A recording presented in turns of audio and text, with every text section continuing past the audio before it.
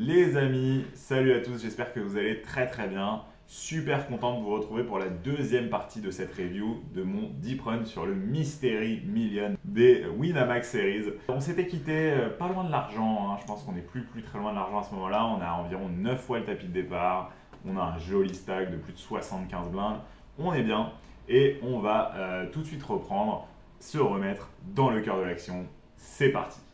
Alors, main suivante, c'est la main 187. Ici, on a As-10 suité en big blind et on a un open du hijack et un call de la small blind qui joue 26 bébés. Ici, on pourrait décider de squeeze, mais j'ai l'impression que c'est un petit peu complexe parce que si Debooker fait tapis, on va être probablement obligé de folder, ce qui est vraiment un peu triste. J'ai donc décidé de défendre, il me semble, ouais, voilà, c'est ça. Et en revanche, on aime beaucoup ce flop. As-6-3, bicolor, check. Est-ce que l'initial raiser va c-bet? Oui, il fait un tiers du pot. Et la small blind qui passe, ici on a une décision très facile, je pense qu'on veut call. On pourrait argumenter que c'est un de nos meilleurs combos et prendre le raise. Après ici je pense qu'on va vraiment pas beaucoup raise contre un joueur qui essaie bet en three-way, même s'il est en position. Je vais peut-être garder mes raises seulement pour mes deux paires et mieux, tout simplement. Ici j'aurais probablement squeeze as valet off, donc As-10 c'est vraiment mon meilleur as. Ça me dérange pas de le garder dans mes calls et de me dire que je raise que avec As-3, As-6 ou 6-3 suité ou brelan, quoi, ça me va. Je call et turn, on fait brelan justement, la doublette de l'as à pique, ça c'est vraiment une super carte, il y a un double flush draw, mon adversaire qui peut continuer à barrel quelques mains en bluff, cette fois il décide de checker et river on fait un énorme full. Qu'est-ce qu'on fait ici? Là, il faut vraiment se mettre dans la peau de notre adversaire et se demander qu'est-ce qu'il peut avoir quand il check cette turn qui est donc la doublette de l'as.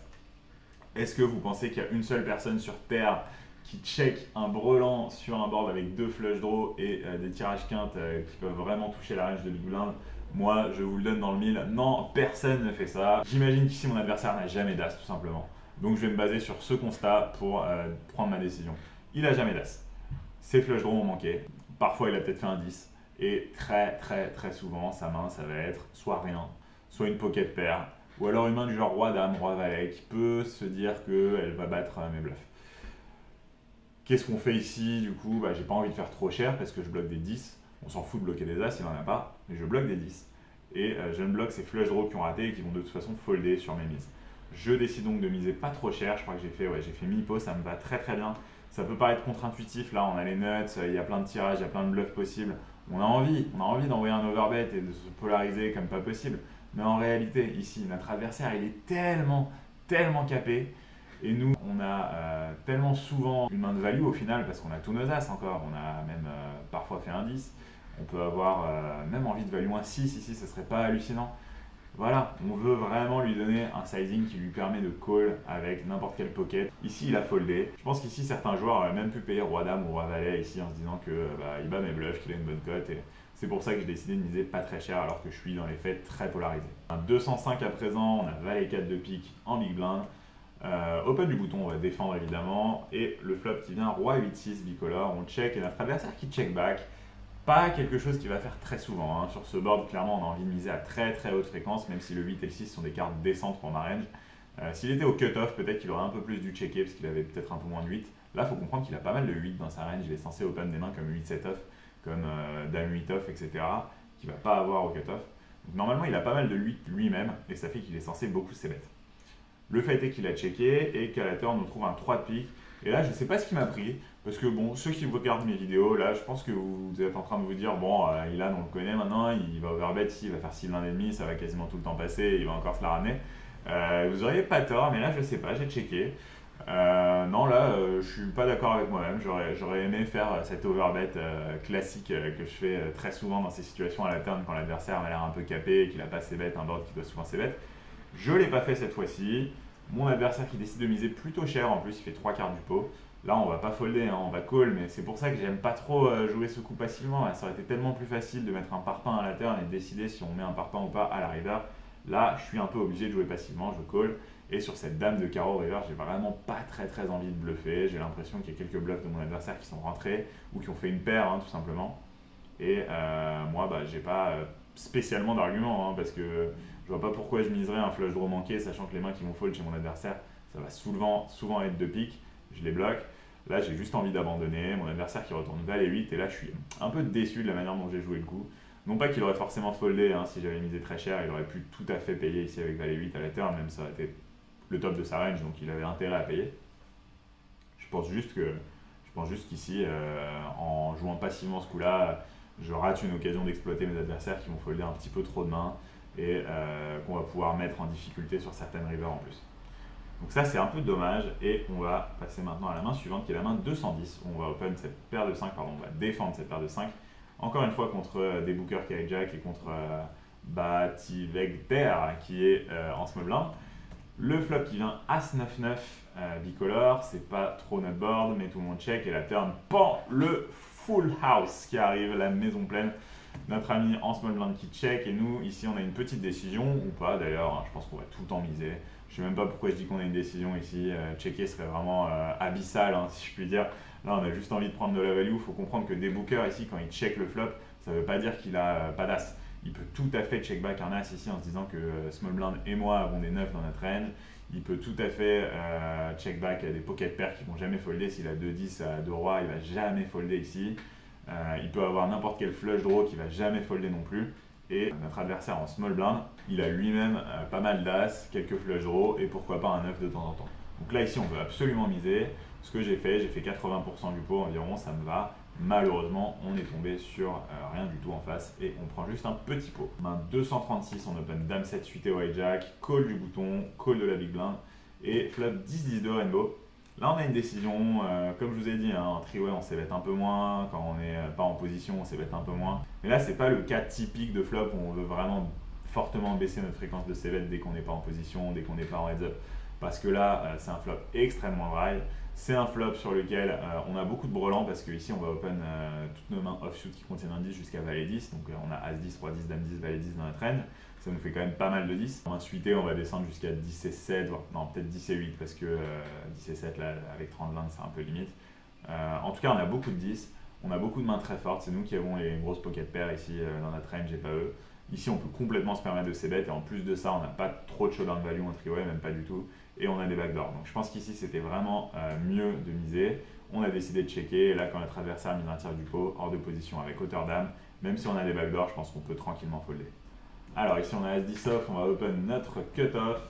On est ITM là, c'est une certitude. Et Rémi Tahiti qui décide de faire tapis 20 bébés.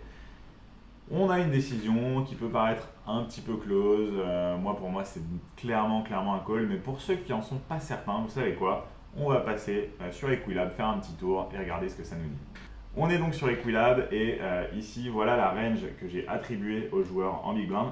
Donc je lui ai donné comme pocket pair tout ce qui va de paire de 2 à paire de valet. Pour rappel, il a 20 blindes, big blind contre cutoff. Et ici, pourquoi est-ce que j'ai pas mis de dame plus? Tout simplement parce que je pense que c'est des mains avec lesquelles il va 3 bêtes sizées, non all-in, autour de 5 blindes et demi.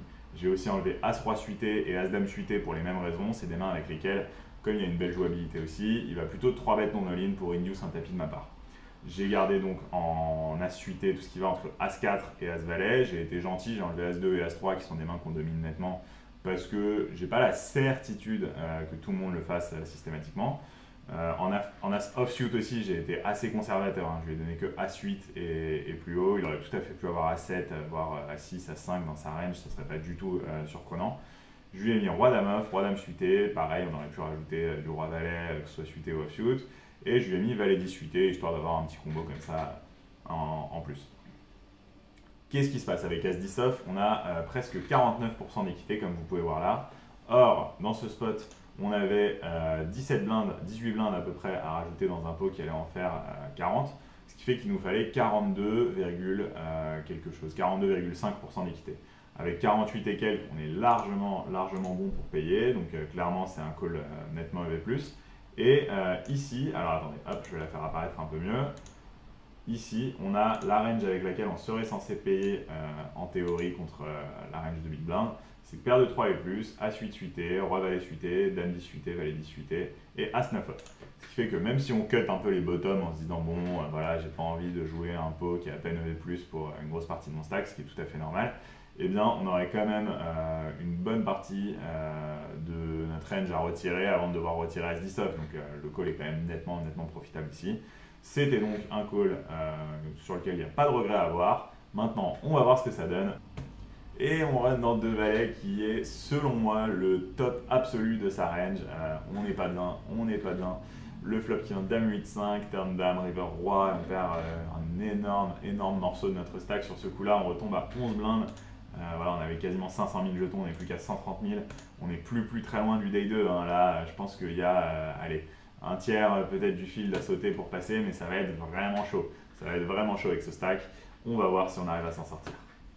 Alors ici, on se retrouve en big blind avec 10 et 3 off, ce joueur qui décide de limper. Si on avait eu un gros stack, évidemment, on aurait pu s'amuser, on aurait pu isoler, faire un 3x, 3x et demi, 4x, pourquoi pas. Là, évidemment, avec ce tapis, c'est hors de question. Hein. On va se commit si on fait ça, ou alors juste balancer une énorme partie de notre stack sans raison. On va checker et on trouve un joli flop pour le coup, dame 5-3, tout à pic. Notre adversaire qui décide de miser une blinde, ici on a un call assez évident je pense. On a un peu trop de profondeur par rapport à la taille du pot pour faire tapis. Ici on était dans un cas de défense de big blind contre un open, où du coup il nous resterait genre 8 blindes dans un pot qui en fait 5. Là pourquoi pas faire tapis. Là on a une blinde à mettre dans un pot qui en fait 3.7, mais surtout on a encore presque 9 blindes derrière, donc on est complètement ok de payer, il n'y a pas de souci. Le roi de pique, le roi de trèfle pardon, à la turn, il n'est pas terrible, mais notre adversaire qui décide de 2 barrels, il fait environ 55% du pot. Je pense que notre main ici elle est un petit peu trop forte pour folder, on a encore une paire et on a un flush draw ici, ce serait vraiment pas top de fold, hein. On a un flush draw qui est assez haut en plus, hein. Ça veut dire que sur un pic on va pas hésiter à value. On paye et la river c'est le 8 de carreau qui nous apporte rien du tout. Notre adversaire qui check, et là on a une décision, on peut soit check back en espérant que ça gagne, soit décider de transformer notre main en bluff, ce qui serait pas forcément absurde ici. J'ai quand même décidé de checker parce que j'ai l'impression qu'ici il va pas folder une dame et que si le but c'est de faire folder moins bien qu'une dame, bah, je vois pas grand chose qui nous batte derrière. Parce que faut se dire qu'ici, s'il y a un 5 à la turn, je pense pas qu'il 2 barrel. S'il a fait un 8, GG, enfin c'est comme ça. Les mains qui vont folder, ça va être que des give-up. Je vois pas trop l'intérêt de bluffer ici. On va plutôt check back et on se dit que ces mains combat, elles existent quoi. Il peut avoir pourquoi pas juste un flush draw qui a miss quoi, c'est juste ça. Et notre adversaire qui monte 7 et 2 de cœur, qui n'a pas hésité à 2 barrels. Je suis pas sûr du deuxième barrel, honnêtement, même si je comprends le deuxième barrel sur le roi, ça a du sens quelque part parce que forcément il a un petit peu plus de roi que moi, sachant que moi j'ai 10 blindes avant le coup. N'empêche là, ouais, je suis pas sûr, t'as les meilleurs combos pour faire ça quoi. Si tu le fais avec 7 et 2 de cœur, tu fais vraiment avec tout, je suis pas sûr que t'as envie de bluff ça quoi, c'est juste ça. Si t'avais eu un pic, j'aurais dit pourquoi pas, si t'as 7-6 off avec un pic, c'est très cool. Là, 7 et 2 de cœur, t'espères juste choper un fold et puis c'est tout quoi. Et là où je suis encore moins fan, c'est que finalement river, quand c'est cette brique là qui tombe, tu peux te dire ouais le gars il a quand même encore tous ces pics qui ont mis qui vont folder, tous ces 5 plus pics, ces 3 plus pics que je peux faire folder, peut-être même ces pires dames elles vont folder. Mais l'autre en troisième barrel, si t'es arrivé là, c'est un peu dommage parce que moi j'ai pas forcément nuts ici, je peux avoir des mains vraiment bidons comme j'ai là quoi. Et tous mes miss flush draw tu vas les faire folder. Donc je pense qu'il manque un truc dans sa line. Soit tu abandonnes de la turn parce que t'as rien, soit tu bet turn mais c'est pas pour checker sur une brick river quand t'as hauteur 7. Là il fallait tout mettre à mon avis à sa place. Il y a un petit truc pas cohérent en tout cas dans sa line, tant mieux pour nous parce que ça nous permet de remonter à 16 blindes et de respirer un peu. Main suivante, on se retrouve avec valet 10 off, on a un peu moins de 16 blindes en small blind, c'est un petit peu trop je pense pour faire tapis avec cette main. J'ai préféré opter pour un limp et des bookers qui décident de check. Flop 8-4-2 avec 2 trèfles, c'est pas un vilain flop pour notre main, on décide de checker. Et quand des bookers misent une blinde, il faut comprendre qu'on a largement assez d'équité pour call. On a 2 over, on a backdoor quinte, on a backdoor flush, on a une BB à mettre, donc il nous faut même pas 22% d'équité, quelque chose comme ça. Call, tous les jours. La turn, c'est un 6 de cœur qui nous arrange pas du tout pour le coup. S'il y a un deuxième barrel, on va devoir folder sans hésitation, mais l'adversaire check. Et river, doublette du 2. Maintenant, la question, c'est qui a le plus de 2 entre lui et moi? Et ben, je vais vous dire, c'est clairement moi, selon moi, parce qu'à mon avis, il aurait presque jamais misé un 2 sur ce flop. Par conséquent, s'il n'a pas beaucoup de 2, il n'a pas beaucoup de 8 non plus, qu'il aurait 2 barrels, il n'a pas de quinte, il n'a pas de 2 paires, il n'a pas de combo comme ça à la turn, j'ai l'impression qu'il a souvent pas grand chose. En revanche, nous, avec hauteur valet, on ne peut pas se permettre de check call, hein. C'est quand même là un peu trop bas quand même, faut pas abuser. On ne peut pas se permettre de check en espérant aller au showdown parce qu'il va check back, c'est hauteur dame, c'est hauteur roi qui nous battent.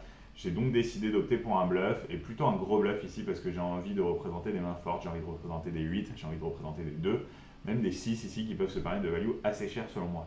J'ai donc fait 2 tiers du pot, j'ai pas pu faire plus parce qu'au bout d'un moment, je vais pas mettre la moitié de mon stack non plus sur ce bluff, et c'est passé tranquillement. Mon adversaire qui semblait très capé encore une fois, à chaque fois c'est la même chose dans ces cas-là, bluffer, ça marche. Alors ici, on a As-Dame, on est UTG, évidemment on va open avec 15 blindes et demi, on a encore une fois un petit peu trop pour faire tapis, surtout dans cette position-là. Et mon adversaire qui décide lui-même de faire tapis, bon on a un call facile, il a Valet 10 suité. Là, autant tout à l'heure, quand j'avais As-10, j'ai mis Valet 10 suité dans sa range de jam parce qu'on était au cut-off. Autant là contre UTG, je pense que c'est vraiment une erreur parce que ma range est un peu trop forte et que ta main joue bien et que c'est un petit peu dommage de la transformer en bluff. Bon, du coup, on call, on trouve un super flop et ça tient tranquillement. On respire, on est de retour autour de nos 450 000 jetons qu'on avait au début de cette review et on peut encore croire au day 2. Et main suivante, ça ne s'arrête pas. On a ce même joueur qui décide de jam pour 6 blindes, évidemment, c'est payé avec Valet 9. Il a 6-5 off, c'est limite. J'aimerais bien revoir ça. Je ne suis pas certain que ce soit un bon play de sa part. Mais heureusement pour lui, il vient faire backdoor quinte et il survit. Dommage pour nous, on avait l'occasion de repasser un stack très correct. Celle-là, elle est intéressante. On a paire de 7, on est au hijack, on open évidemment. Le cutoff qui décide de faire un tout petit 3 bet, il fait 4.5x. C'est un peu trop petit, je pense, à ces stacks-là. Il aurait pu faire 5, 5,5 sans problème. Nous, quoi qu'il en soit, on va payer. Notre main est trop forte. Et là, en plus, il nous donne une cote qui est excellente. On call, le flop qui vient 10-3 de rainbow. On check, je m'attends à ce qu'il s'ébête toute sa range ici, y compris ses bluffs qui vont être du coup principalement des hauteurs as, voire parfois des Broadway qu'il aurait décidé de check raise, de 3 bêtes en bluff. Pourquoi pas des mains comme Dame Valet, comme même Roi 9 suité, il peut avoir pas mal de mains comme ça aussi. Il décide de bet un quart du pot, ici le call qui est assez automatique. Et turn pan, on fait deuxième nut, c'est plutôt cool. Il nous reste un peu de size bet ici, hors de question de lead. Je pense que c'est une grosse erreur de lead.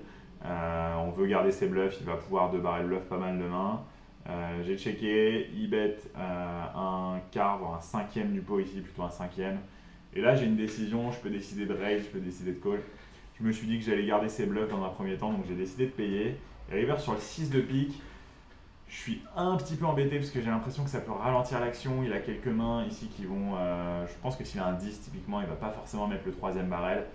Tout simplement parce que j'ai des flushs qui sont rentrés et que des flushs j'en ai pas mal. J'ai call un 3 bet hors de position, j'ai beaucoup de mains suitées, j'ai beaucoup de pockets dans ma range. Et par conséquent, c'est une river qui peut un petit peu lui faire peur. J'ai même le droit d'avoir paire de 6 ici. Tout comme on a call paire de 7 au flop, on peut call paire de 6 à la turn, c'est un peu le même raisonnement. Ici, on bat encore tous ses bluffs. Donc j'ai décidé de lead, alors je sais plus combien j'ai fait, ouais j'ai fait tapis, ça me va. Comme ça, il call un 10, il call une overpair. Même ses overpairs, il a le droit parfois de les check back, quoi. S'il n'a pas de pique, il va peut-être se dire ah mince, je suis payé que par mieux ou quoi, j'en sais rien. Je me suis dit qu'ici, il n'allait jamais folder cette partie-là de sa range et qu'en revanche, il n'avait pas forcément bluffé avec ses mains de bluff à la turn. Je pense que les seuls bluffs qu'il peut avoir ici, ça va être des As-X avec l'As de pique ici qui font un bluff très très naturel. Mais l'un dans l'autre, j'ai décidé que c'était un peu mieux de lead all-in. Malheureusement, il a foldé, mais on prend déjà un très gros pot, on se remet bien. On arrive à la main 267, on est vraiment plus très loin du day 2 là, je me souviens, puisqu'on est sur les blindes 16 000. Donc là, il reste, l'average doit être pas très loin du million, on doit être à 700 000 d'average, quelque chose comme ça. Et le day 2 s'arrête juste avant l'average 1 million. Donc ouais, là, il n'y a vraiment plus beaucoup de joueurs à éliminer. On est en big blind, on a une paire de 3, ce joueur qui décide d'open 3.5x en small blind. Et là, j'ai une vraie décision, mais c'est l'ICM finalement qui m'a fait parler. Quand il y a beaucoup d'ICM, en fait, parfois c'est contre-intuitif, mais on a un peu plus envie de faire tapis pour deny l'équité de nos adversaires. C'est très très important comme concept dans les spots où il y a de l'ICM. Pourquoi est-ce que je dis qu'il y a de l'ICM là? Parce qu'en vrai, on est dans l'argent, on est un peu dans le ventre mou de l'argent. Non, quand il y a un day 2 comme ça sur ces tournois flight, il ne faut pas oublier qu'il y a un gros écart entre faire le day 2 et pas faire le day 2. Parce que si vous faites le day 2, déjà, il y a un palier qui est assez important en général qui est franchi. Là, il me semble que si on ne passait pas le day 2, on avait genre 95 €, quelque chose comme ça. Alors que si tu passes le day 2, à la reprise, tu as déjà 160, 165 €. Et ça fait un très gros écart en fait. Ça fait quasiment une deuxième bulle dans le tournoi. Donc l'ICM est vraiment important à ce moment-là. J'ai fait tapis, de toute façon c'est ok, là quand il fait 3.5x, 35 dips, on va avoir des mains qui vont faire tapis et ça va quasiment tout le temps être des pockets et des as offsuit haut. Donc ici j'aurais pris aussi des mains comme as dame off, as valet off, peut-être as 9 off, as 10 off aussi, peut-être pas as roi qui a envie de garder des idiots. Et je vais prendre des pockets basses qui vont aller peut-être jusqu'à paire de 7. Donc on a une range ici qui est assez identifiable, mais en même temps notre adversaire il va raise tellement de mains ici, il ne faut pas oublier qu'il a un énorme stack, que si lui aussi est conscient qu'il y a un petit bout d'ICM à ce moment-là du tournoi, très spécifiquement sur les tournois flight, il va avoir tendance à faire un petit peu tout et n'importe quoi là, dans sa range de raise. Donc j'ai décidé de faire tapis, c'est passé. On aurait tout à fait pu call, c'est pas une erreur, mais j'ai préféré prendre cette line ici. Et je pense que c'est une line qui marche globalement assez bien contre le field. Allez, on a un peu avancé, on a été card dead de chez card dead là sur les dernières mains, donc on a dégrind. On est maintenant avec roi dame chuté et 23 blindes. Là on est très très proche, hein. Average je pense autour des 800, 850 000, il doit rester même pas une dizaine de joueurs à éliminer pour passer au day 2. On open roi dame chuté et la small blind qui fait tapis 24 blindes, c'est relou et on va être dans l'obligation de folder évidemment ici, ce serait vraiment une catastrophe ICM selon moi de payer ce tapis. On va seulement folder et espérer serrer les fesses jusqu'au day 3. Le day 2 qui continue ici, dame 4 on fold, roi 3 on fold, ici on va folder, folder, non là on a open, tiens on a volé les blindes. Encore un fold et un fold. Et regardez notre stack qui va descendre petit à petit, les blindes qui augmentent, on est short, on n'a rien à se mettre sous la dent, on est un peu card dead, on n'a pas de spot clair pour faire tapis. Et on arrive là avec 9 blindes, avec roi de off en small blind. On a tanké, on a passé parce qu'il y a un autre joueur qui a busté à l'autre table et que c'était la toute dernière main pour passer au day 2. Et nous voilà donc qualifiés pour le day 2 de ce Mystery Million. Et j'espère que pour l'instant vous aimez bien ce que vous voyez. La fin de day 1 elle était assez laborieuse, hein. Franchement, comme vous avez vu, très peu de spots à se mettre sous la dent. On a beaucoup des grinds, on a joué quelques coups à tapis pré-flop, mais c'était pas non plus hyper intéressant. Du coup, ce que je vous propose, c'est qu'on passe déjà sur le début du day 2 dans cette vidéo. Hop là, on s'est téléporté dans notre vaisseau spatial dès le day 2. Maintenant, on voit que les blindes ont diminué, on est repassé sur 14 000. Ce qui fait que même si on est passé avec 8 ou 9 blindes, on se retrouve à nouveau à 15 bébés. On a un stack d'environ 200 000, donc c'est 4 fois le tapis de départ et c'est 1/5 de l'average. Il me semble qu'à ce moment-là, quand le D2 commence, on est 1300 left et je suis quelque chose comme 1260e, autant dire que j'ai un stack ridicule. Le tapis moyen qui est autour des 70 blindes. Vous allez voir un peu ce qui va se passer. Dès la main numéro 2, on se retrouve avec As-Valet au bouton, on décide de faire tapis, ça passe. On va ensuite avancer à la main numéro 5, on se retrouve avec As-Valet UTG, on fait tapis, ça passe. Ici, on a As-Dame, on isole, ça passe. Et on va même avancer jusqu'à la main numéro 17, où on a As-Valet, ça relance, on fait tapis, ça passe. Résultat des courses, qu'est-ce qui s'est passé en quelques mains là sans rien faire? On est passé de 200 à 300 000 jetons déjà. Donc début day vraiment sympa puisque tout simplement on a réussi à remonter un stack sans rien faire, hein. On a juste eu les mains, on a fait tapis, c'est passé. Voilà, donnez-moi As-Valet à toutes les orbites. Moi ça me va très bien et ça me permet de remonter un petit stack. Main suivante, on se retrouve avec 4 et 3 suités, évidemment c'est une main qu'on va limper en small blind et big blind qui check. Flop roi 9-8, bicolore, ici on a trouvé un flush draw. On pourrait checker mais j'ai décidé de miser une blinde, mon adversaire qui call. Et turn magnifique, on trouve le valet de trèfle, on fait flush, tout nous réussit dans ce début de day 2, c'est magnifique. On va décider de 2 barrels, on fait quasiment pot ici. Pourquoi est-ce que je fais aussi cher? Pour pouvoir tout simplement mettre un sizing géométrique et faire tapis river, hein. J'aurais même pu faire un tout petit peu plus. Là en gros ce que j'ai calculé c'est que si je faisais autour du pot, il allait y avoir 12-13 blindes river dans le pot et que j'allais pouvoir faire pot, tapis, river sur toutes les rivers qui me conviennent. Mon adversaire qui colle encore, il river le 7 de trèfle qui est parfait, tous les 10 qui font quinte en plus chez mon adversaire, donc il y a pas mal de mains qui sont des candidates à me call, là c'est plutôt cool. J'ai fait tapis, mon adversaire, je me souviens qu'il n'a pas snap, mais qui a call évidemment avec dame 10 et la dame de trèfle, hein. C'était infoldable, hein, je pense, chez mon ami. Et vraiment, début de day 2 idéal, idyllique. On remonte à plus de 600 000 jetons, on a triplé déjà, c'est incroyable, en ayant juste volé des blindes et fait tapis avec une flush contre une quinte. Comme quoi, le poker, c'est pas trop compliqué quand on touche du jeu. On espère que ça va continuer comme ça. Alors, main 29, vous allez voir, elle est très instructive. Le hijack qui décide d'open. Ici, évidemment, on défend notre valet suit, je vous apprends rien. Et sur ce flop, en revanche, je pense qu'il va se passer un truc assez intéressant. Roi 6 de rainbow, notre adversaire qui s'ébête, pour l'instant rien d'incroyable non plus, il fait un peu plus d'un tiers du pot, pourquoi pas. Et avec notre combo, il y a pas mal de joueurs à mon avis parmi vous qui auraient dit bon bah fold, on a raté le flop. Ok, on a raté le flop, c'est vrai. Il y en a d'autres qui vont se dire ouais mais on a quelques backdoors, pourquoi pas call. Et il y a ceux qui selon moi ont la meilleure réponse et qui vont dire non non non, ça c'est un check raise. Et ceux qui sont dans cette team là, bravo à vous. Pour moi ici c'est un check raise pour une raison pas si simple mais une raison vraiment importante quand on étudie la GTO et qu'on veut vraiment avoir les bons bluffs au bon moment, c'est qu'on bloque des kickers très fréquents chez notre adversaire. Notre adversaire ici il a open au hijack. Qu'est-ce qu'il va open comme roi au hijack? Il va open plein de rois suités qui vont aller peut-être de roi 5 à as-roi par exemple, ce serait honnête. Et il va open des rois offsuit qui en général vont aller de as-roi à roi 10. Quelques joueurs un peu plus tard, ils vont pas open roi 5 et ils vont pas open roi 10 off. C'est valable, pourquoi pas. Pourquoi est-ce que je vous raconte tout ça? Vous allez dire, ouais, ok, mais c'est cool ta vie, mais quel rapport avec notre main? Notre main ici, Dame Valet suité, qu'est-ce qu'elle a? Bah, du coup, elle a qu'elle bloque des kickers de main offsuit que notre adversaire va open. Et ça, c'est hyper important. Notre adversaire, il va avoir du coup beaucoup plus de roi valet et de roi dame dans sa range que de roi 8 par exemple, parce que roi 8 off, il va pas l'open. Donc, quand on bloque une dame et quand on bloque un valet, en fait, on lui bloque 6 combos de top pair. Et ça, c'est beaucoup, tout simplement. Donc, on est très content de prendre ces combos-là en check raise. Le deuxième argument, évidemment, c'est qu'on a les arguments habituels d'une main qu'on a envie de check raise en bluff.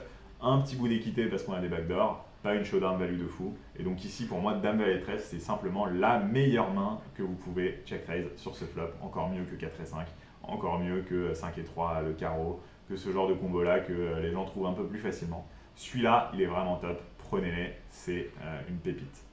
Alors, on va open 7 et 6 suités, et notre adversaire qui chauffe, il a 12 blindes. Ok, on va réfléchir un petit peu. Pas oublier qu'on est sur un tournoi Mystery. Là, on est au tout début de ce Day 2 encore. Il y a quelques joueurs qui ont busté, mais on est à peu près sur un gain moyen par KO de 300 euros, ce qu'il y avait dès le début. 300 euros, ça fait quoi? Un starting, c'est 50 000 jetons. 300 euros, c'est 6 starting, c'est 6 fois le buy-in. Ça fait 300 000 jetons, tout simplement. Ça veut dire quoi? On est sur les blindes 10 000, 20 000. Ça veut dire qu'il y a 15 blindes de dead money qui sont liées à son KO. Donc là, on va avoir 10 blindes à mettre dans un pot qui fait non pas 16, mais qui fait 31 blindes. Il nous faut 10 sur 41. Voilà, c'est ça l'équité qu'il nous faut. Même pas 25%. Ici, on a un call les yeux fermés avec toute notre range d'open. C'est ce qu'on fait. Et là, en plus, on n'est pas si mal contre As-Valet. Franchement, ça nous va. On est quasiment en flip. On trouve un 7, même malheureusement, on n'avait pas vu le valet, ça c'est ballot. Et ça va hold pour notre ami Tomalek. Dommage, dommage, parce que c'est aussi un gros pot. Ici, on revient à l'average quasiment si on gagne ce coup et ça nous mettait très bien. On va quand même continuer à devoir cravacher avec un stack d'une vingtaine de blindes. Main 41, on a As-9 off, ça open au hijack, ça call au cut-off. Ici, c'est assez relou parce que on a l'impression que sur un tournoi comme ça, Mystery, on va souvent se faire call et c'est pas faux. Maintenant, c'est pas une main qui joue bien en défense, As-9 dépareillé, c'est une des pires mains à avoir en three-way en termes de perte de V. C'est vraiment des mains beaucoup plus fortes en heads-up. J'ai décidé de faire tapis, heureusement c'est passé. On se maintient autour de 20-25 blindes, on peut souffler. Main suivante, ici on a Roi 9 suité, encore un spot avec un open et un flat. Cette fois c'est un peu plus relou de faire tapis et un peu plus aisé aussi de call. Roi 9 suit, on va simplement flat. Et le flop qui est cool ici, 8-5-3 avec 2 cœurs, on a flush draw. Maintenant, attention, un three-way, ça va être compliqué à manœuvrer. Notre adversaire, Initial Raiser, qui décide de s'évêter mi-pot. Bust l'éclair qui call, ça fait un petit peu peur là, parce que j'ai l'impression que si je fais tapis, je me fais payer 100% du temps. Là, il faut comprendre que justement, avec le chaos moyen qui reste sur ce Mystery, et avec le fait que nos adversaires aient déjà engagé quand même pas mal de jetons dans ce coup, on va très très souvent se faire payer. Par conséquent, j'ai préféré opter pour un call en me disant que sur un cœur, j'aurais peut-être un peu de value à choper. Mais sur un roi ou sur un 9 aussi, je vais pouvoir choper une petite value de temps en temps, même s'il y a quelques reverse implied, parfois on va perdre le coup. Je pense que c'est plus intéressant de call ici, on a une super cote en plus, on call. Turn 10 de trèfle, évidemment, c'est pas ce dont on rêvait, tout le monde check heureusement, et river a valet de pique. Qu'est-ce qu'on fait ici? C'est un peu compliqué. En fait, le truc, c'est quoi? C'est que nos adversaires, quand ils ont fait check-check à la turn, ça veut dire que c'est rare qu'ils aient une overpair. Le mieux qu'ils puissent avoir, selon moi, souvent, ça va être un 8. Peut-être que Bust l'éclair, parfois, va avoir une main comme... il peut avoir valet 10 suité, pour le coup. Valet 10 de cœur, valet 10 de... Non, pas de pique. Ok, il y a quelques combos comme ça qui ont une main très forte, river. Ils peuvent avoir quelques valets. As-valet de cœur, roi-valet de cœur. En bloc. Dame-valet de cœur. Il y a quelques mains qui nous embêtent. Maintenant, le problème c'est que avec un roi de cœur, un 9 de cœur, on bloque justement pas mal de mains aussi qui ont manqué chez nos adversaires. Je suis pas sûr qu'on ait un combo hyper intéressant pour bluffer ici. Je pense que là, c'est un peu mieux de give up, même si c'est un peu triste. Tout le monde check et on se retrouve à voir que là il y avait hauteur 7 et que là il y avait as-8 suité. Un peu dommage, ça serait sûrement passé si on est résultat oriented, c'est vrai. Mais je pense qu'il y aura juste des meilleures mains à bluffer ici pour nous. Justement là, si j'avais ici ces 7 de pique, je l'aurais complètement pris. Alors paye ma quinte à sa place, j'aurais clairement bluffé. Ici ça c'est un petit peu dommage. Mais c'est un peu relou parce que le 9 il est pas si mal à avoir non plus. On bloque des quintes, on bloque des combos qui faisaient top pair, genre valet 10, genre valet 9, 19. Ouais, c'est relou. Je me souviens que j'avais des petits regrets sur ce coup. Mais je pense honnêtement en le revoyant que c'est ok de pas bluff ici, il y aura des meilleurs combos, tout simplement. Alors, main 47, on a As-9 suité encore une fois, open du bouton Bust Éclair, j'aime bien ton pseudo. Ça va très bien avec le thème derrière des Winamax Series, c'est plutôt cool. Et nous évidemment avec 18 blindes de As-9 suité, on fait tapis sans hésitation. Et là, ça sent le roussi, on est contre As-10 ça. Oh là là, magnifique, 9-4-4. Et ça double up en toute beauté, en toute détente. On revient à un très bon stack. Petit coup de pouce du destin, encore une fois, qui nous permet de nous maintenir dans ce tournoi. C'est plutôt cool. C'est la main suivante et on a Valet 5 suité en small blind, on va le limper. Notre adversaire qui décide de check et flop Roi, Dame 4 bicolore. On a complètement mis ce board. Est-ce qu'on bet, est-ce qu'on check? On peut sûrement mixer entre les deux avec ce combo. Ici, j'ai décidé de checker mon adversaire qui check back et la turn, c'est un 10 de cœur. C'est une super turn pour ma range. Pourquoi? Tout simplement parce que lui, il n'a jamais As-Valet. Valet 9, il pourrait l'avoir de temps en temps, même s'il aurait souvent bluffé. Et en plus, c'est les mains que je bloque. Ici, qu'est-ce qui se passe? Il se passe qu'il n'a jamais droit quasiment. Il aurait misé une partie de ses flush draws, je pense. Du coup, c'est quoi le top de sa range? Peut-être quelques dames mal kickées, quelques 4, quelques 10 qu'il a touché. Et là, c'est l'heure du grand classico, notre move préféré, le gros overbet turn sur un spot où notre adversaire n'a montré aucun signe de force et où il est capé. Et comme d'hab, ça marche. Alors par la suite, il ne s'est pas passé grand chose. On se retrouve à la main 69 avec un stack qui n'a pas trop bougé. On est toujours aux alentours du million de jetons. Et on a As-Dame suité qu'on va open évidemment. Call de dépaysement et Bust l'éclair qui décide de folder. Flop vraiment sympa ici, As-3-2. Alors je vous l'ai dit, je vous le répète très souvent, quand on est hors de position, on ne veut pas beaucoup ces bêtes. C'est quelque chose qui va vraiment être important à intégrer dans une stratégie de joueur pause. On veut beaucoup jouer un check, quitte à avoir pas mal de check raise. En revanche, sur As-3-2 en particulier, c'est un flop qu'on peut se permettre de beaucoup ces bêtes parce que le 3 et le 2 sont des briques totales. Ni lui ni moi, on a beaucoup de 2 dans nos range, ni de 3. Donc ici, c'est comme si le flop c'était As. Et quand le flop c'est As pour le coup, notre avantage de range il redevient assez réel et on a vraiment envie de miser avec As-Dame en tout cas. Et j'ai décidé de faire un tir du pot, mon adversaire qui call. Turn 7 de pique, elle est parfaite, c'est une jolie blanque qui améliore un peu notre équité en plus. Il n'y a que 2-7 et As-7 suité qui ont amélioré. 2-7 c'est 3 combos, As-7 suité c'est 2 combos. On va pas faire des cauchemars à cause de ça. Maintenant, notre adversaire il joue un peu moins de 3 fois le pot là quand on regarde le SPR. Et ça, on en a déjà parlé dans d'autres vidéos, mais le size optimal ici, si on veut faire un sizing bien géométrique et lui prendre le tapis à la river, c'est de faire aux alentours de 3 quarts pot, ce que j'ai fait ici, 7.7. Et tapis, ça c'est relou. Alors, qu'est-ce qu'on pense? Mon adversaire, qu'est-ce qu'il peut avoir ici? Il peut avoir des brelans, il peut avoir 7-7, As-7 suité, ok. As-3, As-2 suité, ok. Et qu'est-ce qu'il peut avoir d'autre? Il peut avoir quand même des mains de combat, il peut avoir As-Valet, il peut avoir As-10, il peut avoir des flush draws avec un petit peu d'équité, genre je sais pas moi, s'il a 6 et 5 de pique, 6 et 5 de carreau, ce serait une catastrophe de folder contre ces mains-là. Il y a le KO à ne pas oublier évidemment, qui est toujours assez élevé. Peut-être que la grosse prime est tombée à ce moment-là, je sais plus. Spoiler, on n'a pas eu la prime à 30 000 balles. Et on call, il n'y a pas d'autre décision ici de toute façon, pas de bol, il a la 7 de cœur, c'est vraiment pas de bol. Et pas de bol, la river, elle change rien, tout simplement. On retombe à 1,9 blinde. C'est génial, on est trop content et on va un peu voir comment ça se passe par la suite. Main 70, allez on a eu TG, on a valet 8 off, tapis, il n'y a pas trop le choix. Qu'est-ce qui se passe? Ça nous isole, ça nous réisole derrière. Peut-être qu'on va jouer pour un petit triple up ici ou quadruple up même. On se retrouve contre 9-5 off, le flop qui est assez banal et finalement ça hold, on fait même un petit 8 qui nous permet de revenir à 7 blindes et demi. N'empêche, là on a quintuplé en fait quasiment, c'est assez ouf. Et alors peut-être, comme on aime bien dire sur YouTube, est-ce que ce serait pas le début d'une remontada, d'une chevauchée incroyable, épique. Ici on va défendre 8-4 suité sur la main suivante, on trouve un flush draw, on n'a même pas un PSB, allez boum tapis, on va espérer. Notre adversaire qui a 10-3 off, il était que là pour aller choper les KO des deux joueurs cripple. Mais contre 10-3 off, on est en flip, on a le droit de rêver et bam la flush dès la turn. Et c'est la remontada qui continue, on a 14 blindes, incroyable ce qui est en train de se passer. Ensuite, il ne va pas se passer grand chose pour le coup, on va avancer à la main 82. Et main 82, on a A5 suité, 12 blindes et demi UTG, on va faire tapis, il n'y a pas trop de questions. C'est payé par Bust l'éclair, le joueur qu'on couvrait qui fold, c'est un petit peu dommage. Et là on run dans 2-10, c'est assez horrible parce que lui il doit call tellement de mains ici entre le joueur cripple et moi. Plus évidemment le facteur Mystery qui fait qu'il va call pas mal de mains, 2-10, on est quand même tombé très haut dans la range. c'est horrible, est-ce qu'on a fait tout ça pour rien? Et bah peut-être pas parce qu'on a flopé un as et ça va encore tenir. On remonte à 27 bébés, c'est incroyable, hein, parce que quand je vous ai dit avant qu'on dégrade on était à 1 million, et ben on est déjà revenu à 1 million, c'est assez fou ce qui se passe. Et main suivante, on a Dame 10 off, ça va folder jusqu'au joueur qui a 4 blindes et demi, qu'est-ce qu'il fait? Il fait 4 blindes, on va pouvoir faire tapis, on run dans As-3, on est en flip quasiment. Et non, la fin de la petite folie là, on va retomber à un stack de 22 blindes et demi. Mais voilà, on a vraiment eu un free roll assez ouf là, on est remonté de même pas 2 blindes à plus de 20 dB.